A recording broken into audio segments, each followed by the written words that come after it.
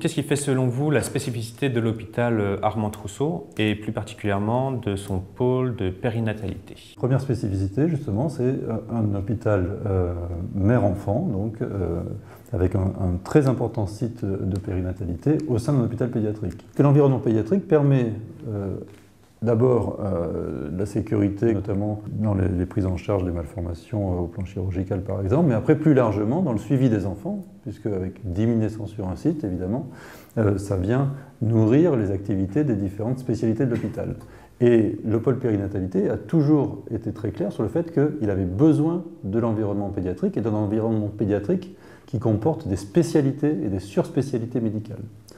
C'est un des éléments forts qui ont été avancés et qui ont permis de convaincre dans les années 2008-2009 de la nécessité de conserver à Trousseau des spécialités médicales et chirurgicales. La deuxième spécificité, c'est bien sûr l'originalité de ce projet, qui est une double maternité, puisque, comme vous le savez, c'est à la fois la maternité de Trousseau, anciennement de Rothschild, et puis ce projet est commun avec l'ancienne maternité des Bluets.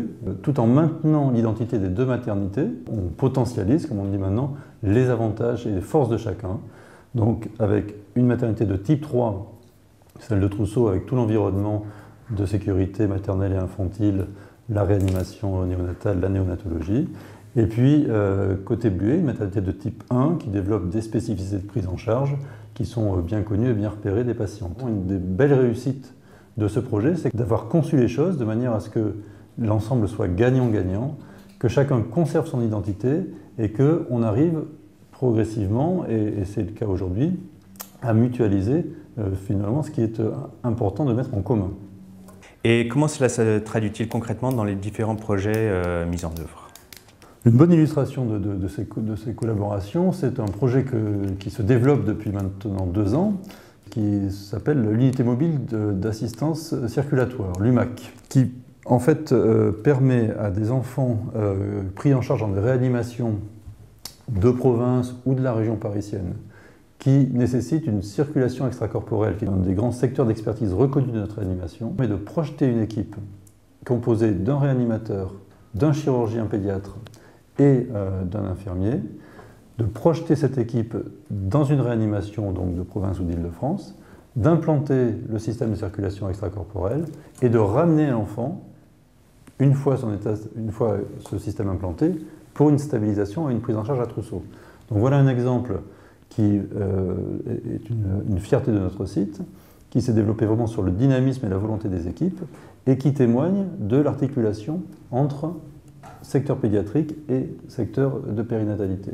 Un autre projet qui là aussi témoigne un peu de l'unité du site, de cette unité qui s'est construite pendant ces 10 ans, c'est un projet de plateforme de simulation destiné à la formation à la fois des universitaires, des internes, des médecins en formation continue et de l'ensemble des paramédicaux également en formation continue.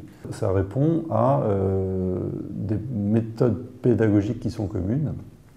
Et donc là aussi, on met à profit ces complémentarités au sein du site pour développer une plateforme qui, j'espère, fera référence, qui occupe 4 salles d'un ancien bloc opératoire et qui met vraiment en situation les professionnels pour se former. Quelle place l'hôpital Armand Trousseau et le pôle de périnatalité occupent-ils au sein du groupe hospitalier? L'organisation du groupe hospitalier a fait que les naissances qui étaient jusqu'à présent, jusqu'en 2014, réalisées à Saint-Antoine, aujourd'hui sont accueillies à Trousseau. Donc 4 000 naissances côté Trousseau, si je puis dire, 3 000 naissances plus de 3 000 naissances côté Bluet. Vous avez partie des plus gros ensembles de périnatalité, au moins d'Île-de-France, si ce n'est de France, avec une logique de complémentarité avec Tenon aussi, où l'objectif est d'être à 3 500 accouchements. Donc, vous voyez un potentiel sur une zone géographique assez ramassé de plus de 10 000 naissances. Comment est-ce que l'hôpital et son pôle de périnatalité se positionnent-ils dans leur environnement, notamment par rapport aux Bluets et à Tenon? Avec les Bluets, nous partageons un GCS, un groupement de coopération sanitaire, pour les fonctions et les missions de planning familial. C'est un partenariat qui fonctionne depuis maintenant, depuis le démarrage, et qui fonctionne très bien. On développe également la continuité de nos prises en charge avec s'assurer que les pratiques médicales soient cohérentes, de manière à ce que la prise en charge de l'urgence côté trousseau, que ce soit pour les bébés ou pour les mamans, se passe du mieux qu'il soit, compte tenu du fait que les pratiques médicales sont connues, travaillées ensemble et que donc ces prises en charge sont anticipées. C'est vraiment un enjeu fort de cette coexistence et c'est des choses sur lesquelles on progresse beaucoup.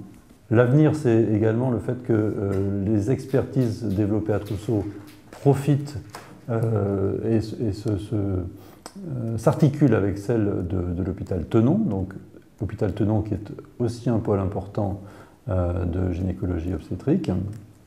Alors ces partenariats, ils sont déjà existants et ils vont se développer. Ils sont déjà existants, par exemple, sur la prise en charge de l'orthogénie, avec à Trousseau une expertise apportée notamment par le docteur Fauché, avec le développement de nouvelles techniques, de nouvelles modalités de prise en charge à l'attention des femmes, et que l'on déploie à l'hôpital Tenon. L'hôpital Tenon travaille déjà étroitement avec le centre, donc le CPDPN de l'hôpital Trousseau de Jean-Marie Joannick.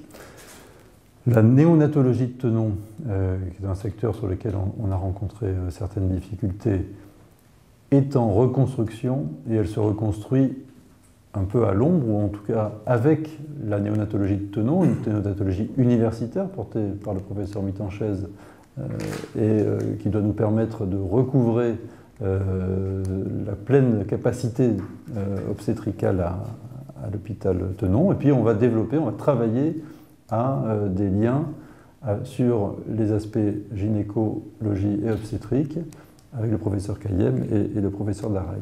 Donc là aussi, un peu comme ce qu'on a réussi avec des BUE, c'est de reproduire ce schéma, même si c'est plus éloigné géographiquement, avec l'hôpital Tenon, au sein d'un pôle unique, le pôle unique mère-enfant du groupe hospitalier de l'Est parisien, constitué des activités aujourd'hui de Tenon et de celles de Trousseau, qui doit surtout se prendre sens au plan des projets médicaux et projets paramédicaux.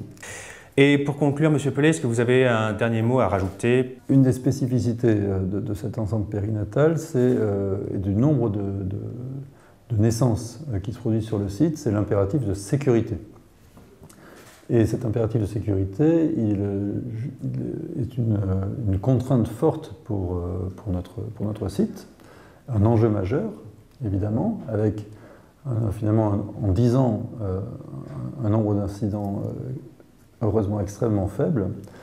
Et ça suppose la coordination de chacun, et notamment des anesthésistes réanimateurs, pour lesquels cette activité représente une lourde charge, et évidemment des gynéco-obstétriciens, tout le personnel IBOD, IAD et sage-femme. Donc il y a une dimension de l'urgence et de la maîtrise de l'urgence qui est une culture très développée sur notre site et qui est un enjeu très important.